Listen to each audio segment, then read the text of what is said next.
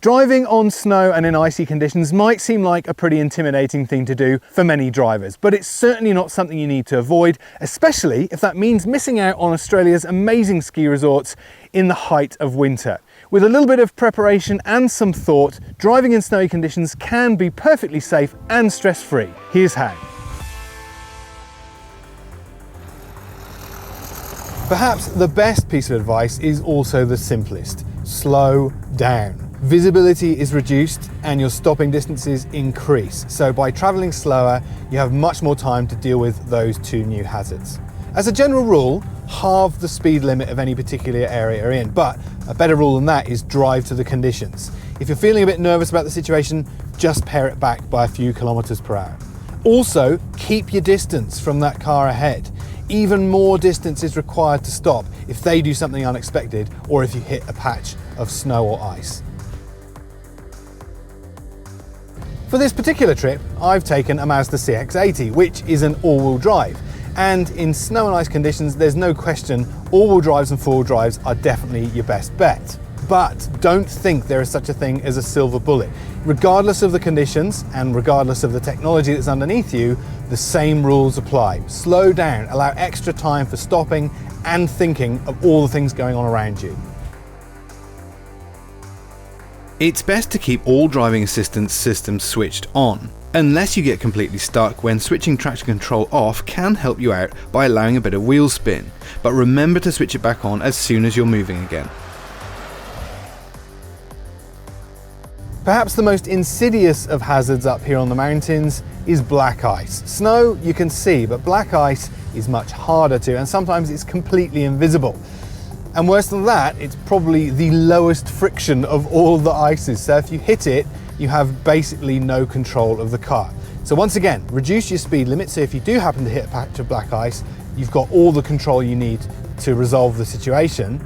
And better still, if you've encountered a patch of black ice, let other road users know. Give oncoming traffic a bit of a flash to let them know there's a hazard up ahead.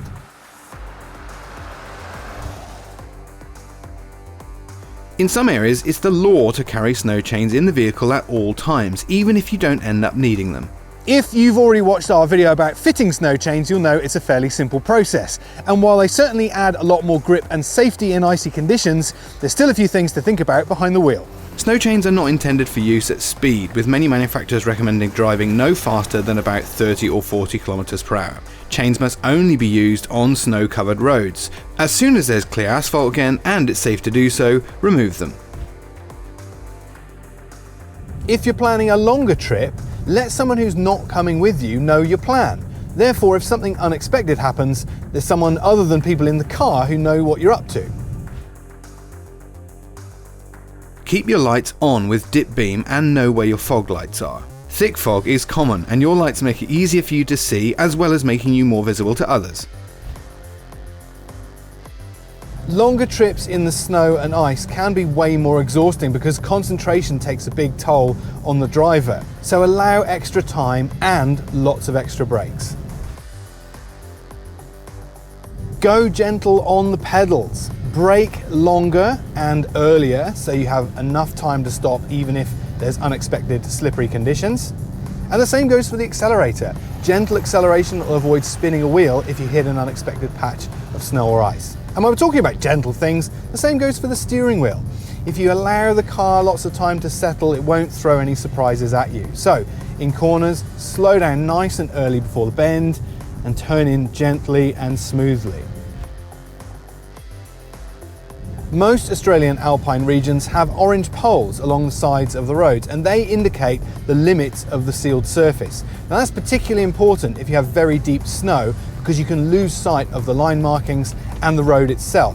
So if you're in very deep snow, keep an eye on those orange poles and don't go beyond them. And finally, my favourite tip, pop on a pair of sunnies. When everything is blanketed white around you, it will reduce fatigue on your eyes, and when you arrive at your destination, you'll already be looking cool as, well, as ice.